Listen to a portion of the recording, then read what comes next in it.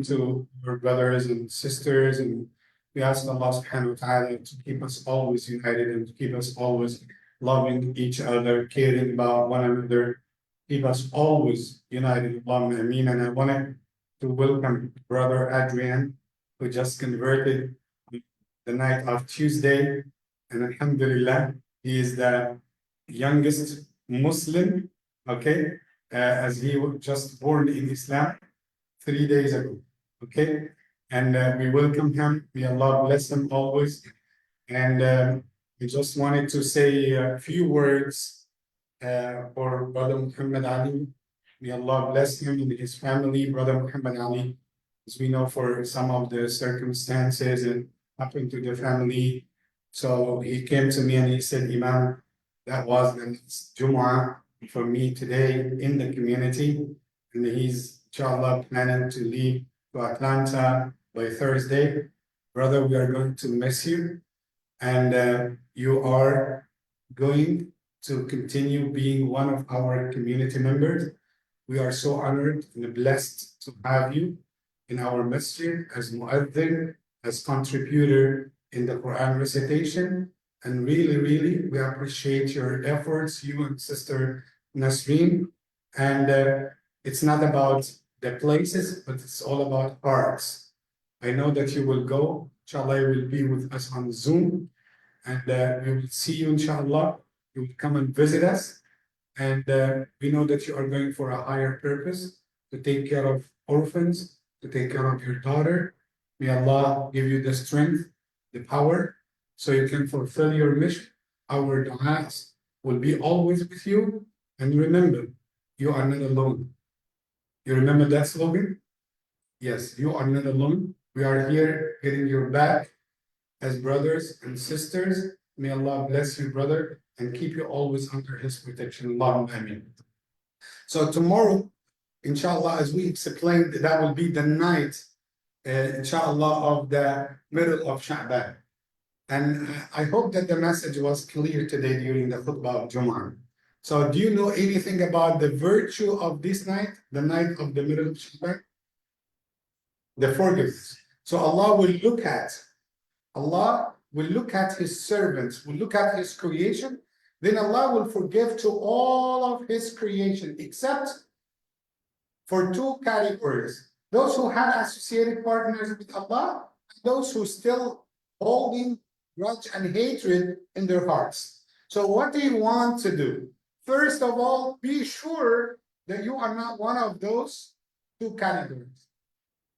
Be sure that you associate partners with Allah.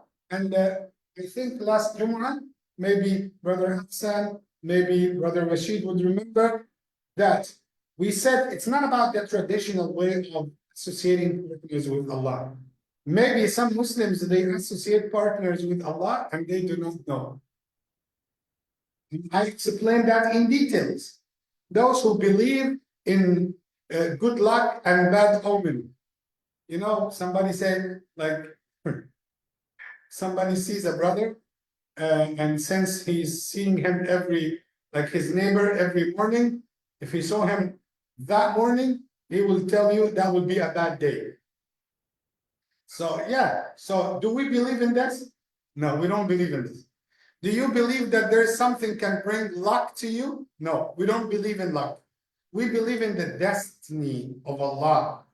And for those people who might do some ta'weed, or in some traditions they call it hijab. Some traditions they call it the ta'weed. Something they put it in their pocket, under the pillow, in the mushaf, in the car, so for protection. That is shirk. That is shirk. Some people believe that one of the strangest things that I saw ever, for a man who is living in the United States in 2024, that I know that house very well. Like a person who put slippers, who got slippers, old slippers, and he nailed the slipper above the door, the gate of the house. He nailed like almost like 10 to 12 slippers. Why? To protect him from the evil eye. Yeah, we have people, they believe in that. So I want you to avoid that shirk, associating partners with Allah. So first of all, lots of people will come to the question, Imam, what should we do by the night of the middle of Shaaban? Be sure that you are not one of these two categories. That's number one. Number two, increase in the worship without specifying any amount or any number of worship. Like someone tomorrow after Maghrib, inshallah, we will have our to talk about Salah, inshallah, tomorrow, the ahkam, the rulings of Salah, and then we will give time to the individual worship. You want to pray to Allah? You want to fast tomorrow? But that's not fasting for only the middle of Sha'ban. Somebody who fasted the 13th, so he want to fast the 14th, then he will fast the 15th, then he will take some of the days of Sha'ban, Mondays and Thursdays. That's great. Somebody after Maghrib tomorrow decided to read some Quran, to do dhikr for Allah, to do istighfar, to say astaghfirullah, to send salah wa salam upon the Prophet Muhammad sallallahu alaihi wasallam, which is great. So I'm urging you to increase in your worship tomorrow after Maghrib till the Fajr time. And that's a good opportunity because tomorrow is the night of the forgiveness. But let me ask you that question, and I'm pretty sure, let me take Brother Ahsan, inshallah. Brother excellent, mashallah. May Allah make you always excellent. So imagine if somebody recited tomorrow the entire Quran, from Maghrib time till Fajr, and he made the entire khatma of Quran tomorrow. But he is one of those who still have grudge and hatred. Would he be forgiven? No. You got my point? So focus not to be amongst the two categories, the two types. And then work first on purifying your hearts. Then increase the amount of worship without specifying any amount or any way of worship. Do the regular worship, but you can increase. You can pray at night. You can pray the sunnah. You can prolong your salah. You can prolong your sujood. You can have istighfar, dhikr of Allah subhanahu wa ta'ala. You can give a sadaqah with the intention that Allah will count me as those amongst those who will be forgiven. And there is something I shared with you today, but we ask Allah subhanahu wa ta'ala to grant me the way and the wisdom how to deliver this information because it's a little bit academic. رب اشرح لي صدري ويسر لي أمري واحلل عقدة من لساني يفقهوا قولي. First of all, have you ever heard about authentic hadith? Just raise your hand if you heard that expression, authentic hadith. 1, 2, 3, 4, 5, mashallah, 6, 7, 8. Alhamdulillah. Have you ever heard about fabricated hadith? Okay, what does it mean?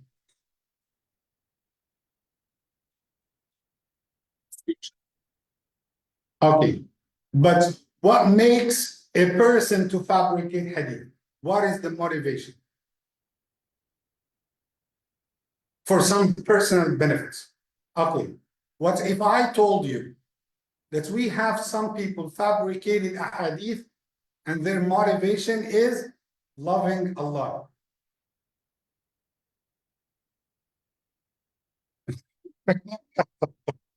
No, that's happened. Let me give you a story.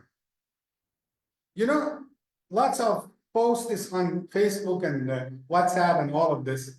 Brother Hassan, forgive me if I took a little bit of time. Okay, so imagine if, like, the posts on Facebook, that some people will say, whoever recited Surah Al-Waqi'ah, it will not make him to enter the hellfire. Have you heard about it? Whoever recited Surah so and so, he will get lots of rizq. Whoever recited Surah so and so, he will be protected till the day of judgment. Whoever did that, 99% of those ahadith are fabricated. Who fabricated them? One person. One person. His name is Nuh ibn Abi Maryam. Nuh ibn Abi Maryam, he was a man loving the Quran too much, loving Allah. But he found in his time that most of people are going to the direction of the Sunnah, collecting the hadith, studying the hadith, memorizing the hadith, getting the ijazat of the hadith. And he said, I wanted something to attract people to the Quran. So he started to make up some of the hadith and relate them to Rasulullah to make people to recite Quran. So his motivation was loving Allah and the Quran. He ended up, yes, of course, he confessed that after, and he said that story after, and he repented to Allah subhanahu wa ta'ala. It's a very long story. But I'm telling you that sometimes it's not every fabricated ahadith, the intention behind it is wrong. Some of them were just to make people to do the action. And what I wanted to tell you, because some people will get, panic and you say, okay, but Imam, that means lots of things might be fabricated. So what's the problem? Oh, don't worry. The people of knowledge, the scholars of knowledge, that's their job. And let me tell you more. You know, the guards, the soldiers who are on the borders of the United States. So what's their mission? To make you sleep well. One of their missions, to give you the sense of security, safety. They are there taking care of us. Now I can sleep. The same happens with the Islamic Sharia. You have scholars, they are the guards of the Sharia. They are the guards of the Sunnah of Rasulullah sallallahu alaihi wasallam to make you feel peaceful and good in taking the hadith. And those people, we call them students of knowledge. And do not be surprised if when I tell you in the past, when you had centers of knowledge, of the Islamic knowledge, you had in Morocco, in Al-Maghrib, you had Al-Andalus, you had Al-Iraq, you have Cairo in Egypt, Al-Azhar, you have Al-Medina, you have Mecca. Those were centers of knowledge in the past. Every Muslim country used to send their kids to be scholars and the guards of the Sunnah of Rasulullah sallallahu alaihi wasallam. And you know what? The rich people of this ummah, they used to spend on the students of knowledge, and they used to have a share of their sadaqah and their zakah to be spent on the students of knowledge. That's why those branches of knowledge had flourished during this time. And alhamdulillah, no statement, no single word nowadays that we can be hesitant or say we don't know if it is said by Rasulullah or not. Because Islam is very unique. We have a certain branch of knowledge that no other nation on earth had it. We have in Islam a certain branch of knowledge no other religion has it. We have a branch of knowledge no culture, no tradition, no country have ever heard of. You know what's that type of knowledge? What type of branch? It is called Ilmul Rijal. The chain, the knowledge of the chain of the transmission. What does it mean, Imam? Every hadith was transmitted by some people. Those people are collected together in the chain. Everyone, let's say the whole chain had like 2,000 men, 2,000 people, 2,000 men and women. They transmitted the hadith, narrated the hadith. Each and every one had been examined. We had his background. We have his history. Where did he travel? Who did he meet? What did he memorize? What did he say? Which hadith that he transmitted? Of course, when did he born? And of course, when did he die? Who is his family member? Who are the people that he related to? Lots of things. We know every single detail about the chain of the transmission for almost more than 24,000 hadith. Can you imagine? And we had scholars who are judging those people, following their biography. And if you are a student of knowledge in Al-Azhar, you would enjoy studying this subject, the knowledge of the men who transmitted the hadith for almost 5 years. 5 years. Let me give you an example. Would you give me 2 extra minutes? Okay. There is a hadith. When we say hadith, that necessarily, academically, that does not mean it's related to Rasulullah. One more time. Hadith for the normal people, when they hear the word hadith, they say, okay, that means Rasulullah said it. But in the academic term, hadith means a statement was said by somebody. So we have a statement says, Rajab is the month of Allah. If you have heard this hadith before, please raise your hand. Rajab is the month of Allah. Shaaban is the month of Rasulullah. Ramadan is the month of the Ummah. This hadith is fabricated. Who fabricated this hadith? Man, his name is Abu Sa'id.